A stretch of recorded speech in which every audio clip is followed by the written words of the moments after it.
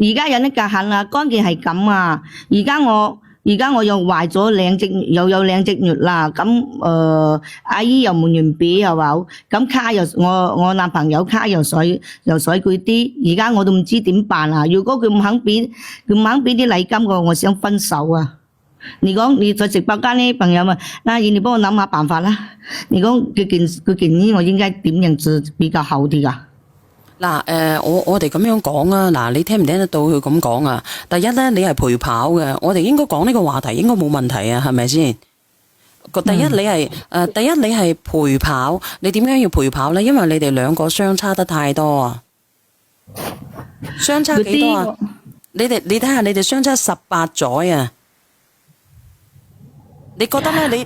你如果你好似我陀咗個呆咁樣啊，陀咗個 B 咁樣啊，我咁樣講啊，陀住佢，咁佢先至28歲係咪啊？28歲，咁你10年之後咧，你就57歲，10年之後咧，佢先至38歲。然之後咧，佢哋屋企根本都唔中意你。如果你話佢屋企咧好中意你嘅，好想好歡迎你嘅，佢唔介意你嘅年齡嘅，佢唔介意你50幾歲嘅，咁好啦，我哋可以喺埋一齊啦。咁問題係佢哋屋企都介意，而且咧你哋屋企咧仲有一個虎視眈眈嘅家乜嘢？你哋打出嚟啊！嗱，姐姐你睇過直播間嘅評論啦，有一個虎視眈眈嘅乜嘢？你哋自己諗諗。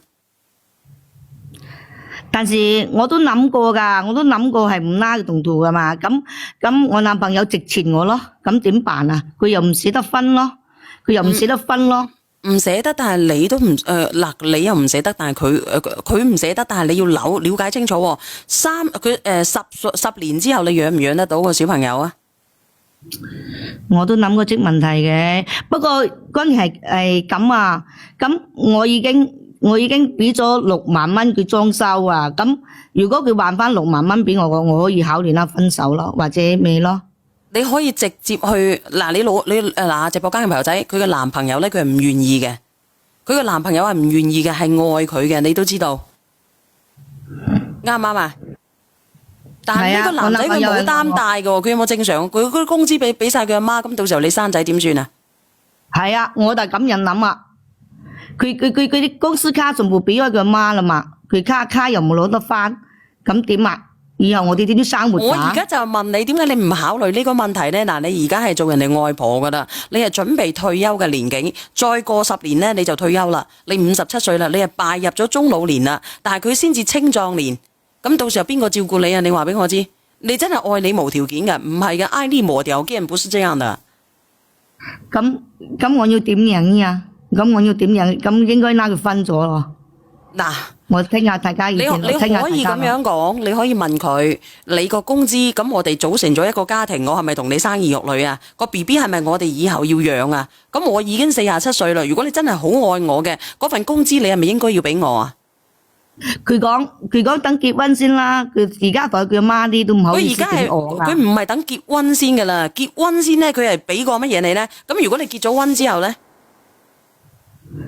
就係咯，咁你而家咧，你嗰6皮嘢咧，佢已經係裝修咗噶咯喎。咁佢禮金佢又唔俾你，咁你即係白白同佢結咗婚噶咯喎。咁所以講，我就講要6萬蚊禮金咯，我就想以今日禮金來攞翻啲銀紙咯，攞翻銀紙將6萬蚊。咁問題佢唔願意，咁你點啊？你當時有冇寫借據啊嗰啲嘅？冇啊。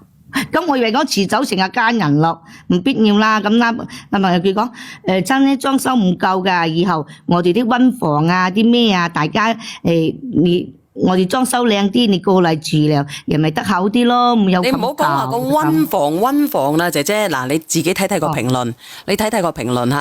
呢個朋友仔話呢啲男人呢唔要刀疤，香港叫做裙角仔，咁你哋嗰度叫乜嘢呢？你直接攤牌啦，你直接講得噶啦。你話我哋兩個係以後喺埋一齊生活，你有嘢做嘅，你工資係咪俾我呢？唔係俾你媽咪呢？我拉佢講過即問題啦，佢講會俾嘅，你放心。咁會俾嘅，但係佢一直拖住你，你係佢女朋友，你就算你同佢領咗證，你俾6皮嘢裝修間屋啦，你都有咗 BB 啦，咁佢幾時俾啊？係領咗證擺咗酒俾定係點樣啊？佢講領咗證啲咯，但是阿啲佢都冇俾咯，68000都唔俾咯，所以我而家我好煩啊，我唔識咁佢點噶。咁樣佢都唔俾你，我問你啦，咁佢咁樣都唔俾你，咁第日咧，咁你個仔有事咧，你生咗個仔或者生咗個女有事咧，你點養咧？你47歲，你問你個女啊，定係問你個女外孫攞咧？就係咯，佢講以後我會打工贏噶，啊？佢講話我會打工養你噶，放心啦。佢打工養你啫，你俾到情緒價值佢，佢會一直養你。我問下你啦，你哋嘅老公有冇養你哋成世啊？咁耐以嚟啊，你哋有冇睇過佢面色做人咧？如果佢一直養你嘅，啊呢個朋友仔話47歲仲能生咩？唉，50幾歲都可以生啊！我同你講，只要你可以生嘅，你身體健康嘅，你就可以生。你唔攰嘅咩？我同你講啊，姐姐，你話我拍下拖我就得噶咋？我到咗47歲呢個年齡，如果你話我重新一次呢，我咁樣去做，又要劏肚啊，又要臭 B 啊，我頂唔順噶。咁啊，咁我一個放臥室，一個放客廳都可以，還挺耐用的。我又唔分手喎，咁點搞啊？咁你咪同佢講條件咯，禮某金咯。佢銀紙稅佢媽啲啊，佢證媽唔明佢唔肯俾啊。夠愛你咯，因為你哋兩個組建一個家庭嘅啦嘛。咁組建一個家庭係咪以我老婆為主啊？你覺得佢夠唔夠愛你啊？你哋話俾我知。你知唔知你要承受啲乜嘢啊？你47歲生 BB， 要 NT， 你自己都知啊，2個幾月 NT。啊，然之後又要嗰個咩，仲好多檢查嘅喎，一系列嘅檢查，你知唔知幾多錢啊？要幾萬蚊做你生咧，奶粉錢咧，尿片咧，你冇諗過呢啲嘢㗎？其實你有冇諗過㗎？咁仲有咧，你而家幾多錢個月啊？你話俾我知。我而家4000零蚊。咁你4000零蚊，咁你唔係話你生咗小朋友，你可唔可以有產？你到時候做唔做得到嘢先呢？你個樣會老幾多呢？所以講我而家好煩啊，我唔知點辦啊。我唔係話煩，我而家仲同你講清楚呢啲嘢啦。你生咗個 BB 之後，嗱，我47歲生 BB， 我會老得好快嘅。如果我住得唔好嘅，咁我點算呢？我要準備啲乜嘢嚟住月呢？準備啲燕窩花膠，你準備好未呢？咁你到時候順產定係開刀呢？有乜嘢事嘅？如果你開刀咁計嘅，你要住幾耐呢？邊個去服侍你呢？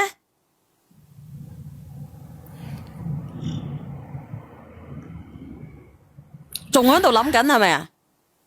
你個女嚟服侍你啊？你個女有生咗外孫嘅喎。你咁講又對嘅。咁你點算啊？你漫漫嘅人生路，47歲捱到佢捱到個 BB 20歲，20歲之後佢仲要乜嘢呢？咁佢仲要考大學㗎喎，20歲我哋仲要讀大學㗎噃。唉，咁你供唔供得起呢？你有冇咁多存款呢？係咯，仲喺度諗緊係咪啊？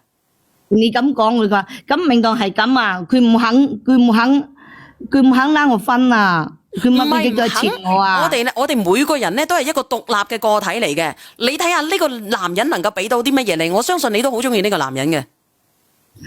點講咧？因為我離咗有20年啦嘛，我又唔係我又從來唔拍過拖，一有個男嘅，而家有個男嘅咁關心我。你有冇聽過你有首歌叫做拍錯拖啊？我哋可以戀愛，但係我哋可以權衡利弊咁樣去戀愛噶嘛，而唔係話我哋戀愛腦咁樣去愛噶嘛。你話真係郭富城嗰句話對你愛愛愛不完，係咪咁樣嘅啫？唔係噶嘛。仲有一首歌咧叫做咩？習慣失戀啊，同學要新鮮係咪？咩啊？始終戀愛大過天。